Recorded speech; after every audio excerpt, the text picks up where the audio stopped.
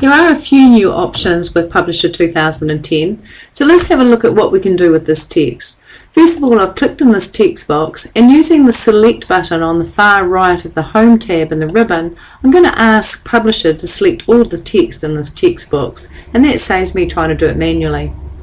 What you can do is change the font, and what's really good about this particular version of Publisher is as you roll down through the various fonts, it actually gives you a live preview of what the font will look like should you select it. And this saves you a lot of time trying to find a nice font.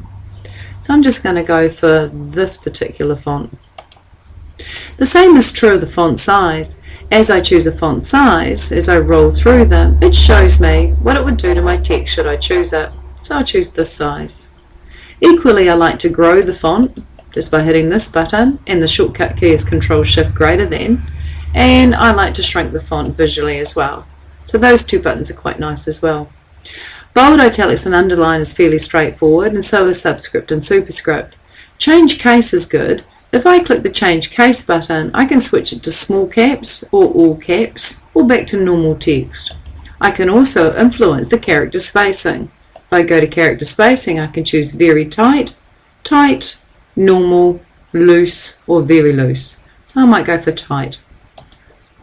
I can also control the colour of the text just by rolling over the palette and doing a live preview.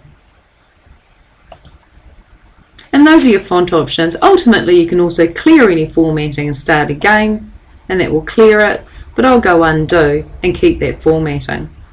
If you need any font options above and beyond this collection of commands, then you would hit the font dialog box launcher, and if you needed any options like shadow, outline, emboss, etc. or engrave, you would simply choose them from here, and I'll go cancel. You also have paragraph options such as left, centered, right, and justified. You also have your line spacing options, double line spacing, single line spacing, or 1.5 line spacing. You also have the ability to switch it into 2 columns or to 3 columns, or any number of columns for that matter using more columns, but I'll keep it on 1. You can also indent and outdent should you need to. And if you had a list, you could number or bullet that list as well. But if you need anything above and beyond this collection, then just hit the paragraph dialog box launcher and go into the options that are available in here, and also regarding tabs, line and paragraph breaks. If you need to find and replace text, you've got a find button here with some various options to find a page or to find text, and you've got a replace button here as well, and you can find certain text and replace it with other text using the find and replace task pane.